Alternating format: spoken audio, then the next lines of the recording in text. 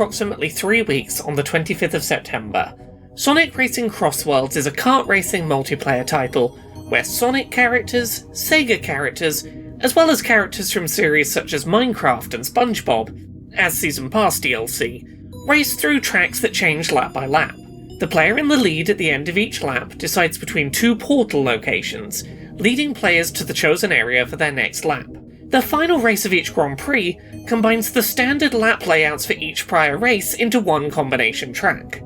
This past weekend, an open beta test for the game was held, and as such I was able to check out some of the accessibility settings found in the game ahead of its official release. At its most basic, Sonic Racing Crossworlds is going to feel familiar to anyone who has played kart races like Mario Kart World or Mario Kart 8 Deluxe. Character and vehicle pairs impact stats like acceleration and handling. You start each race by holding the accelerate button around the time that 2 is starting to appear in the pre-race countdown for a precisely timed boost. Boxes grant randomized items that you can hold 2 of at a time in reserve. Vehicles transform when in the air or on the water, and drifting around corners can provide boosts. There's a few unique specifics, mainly things like being able to charge a drift boost while driving in a straight line when in boat form, but fundamentally the basics here feel very much like they're following the Mario Kart mold.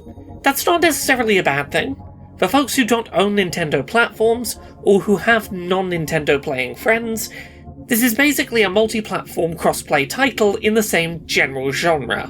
While the gimmick of going through portals to different locations between laps is pretty cool conceptually, in practice I do want to temper expectations. This isn't an experience comparable to something like the opening sequence of Ratchet & Clank Rift Apart. Here there's a solid few seconds between location selection and portal hopping, giving it a fundamentally different feel to the current standard bearer in games where you hop between portals to different settings at rapid speed.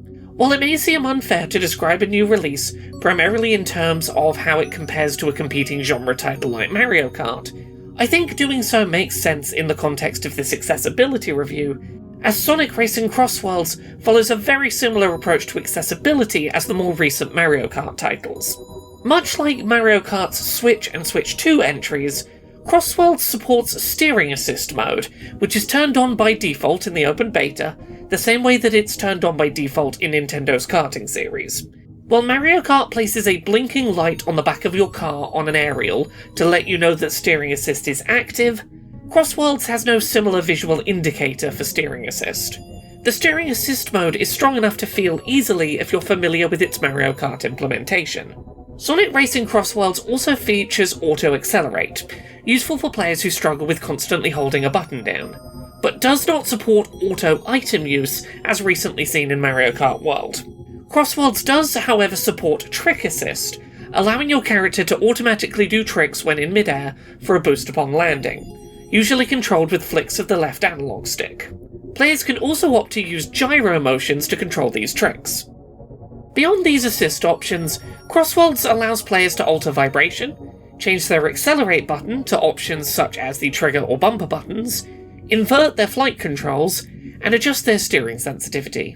On-screen displays can also be toggled off if they're likely to be overwhelming to the player. Beyond the settings menu, there's a few things that are of note in the gameplay from an accessibility perspective. During specific fast boost animations, particularly those used to launch the player into the air, dramatic and colourful speedline effects will appear at the edges of the screen, moving unpredictably. These are paired with heavy use of motion blur around areas of the screen. In combination, some players may find these either visually overstimulating or to be contributors to motion sickness. Spark effects at the back of the vehicle during drifts are also more intense than in a game like Mario Kart, and may also contribute to visual overstimulation. Screen shake effects are used at times, such as when landing on the ground from a particularly large jump. There is no option to disable these screen shake effects. Gates that change your vehicle into a different traversal form are colour-coded, but are also signified by icons denoting the vehicle you're going to transform into. Red coins can be differentiated by gold coins by a star symbol inside of them. While not immediately clear, blue and red boost pads also do have different visual patterns to differentiate them, though this is hard to notice at speed. There are some levels with quite stark differences in their levels of colour and saturation. Some of these levels are likely to be easier to see than others for players with vision impairments. The game's variation in art styles between levels and worlds also means that Crossworlds features less consistency in visual cues than other competing kart racers, and may be more mentally taxing to keep up with on the fly for players with cognitive disabilities. Overall, I'm fairly happy with the motor control focused accessibility options found in Sonic Racing Crossworlds, even if the game is somewhat lacking in ways to produce problem visual effects. The core design is going to be a little harder for some players to engage with, but that's somewhat unavoidable in the context of what this game seems to be aiming for. Thank you so much to this month's Patreon backers who help make this show possible. You can support the show and everything I do at patreon.com/LauraKBuzz.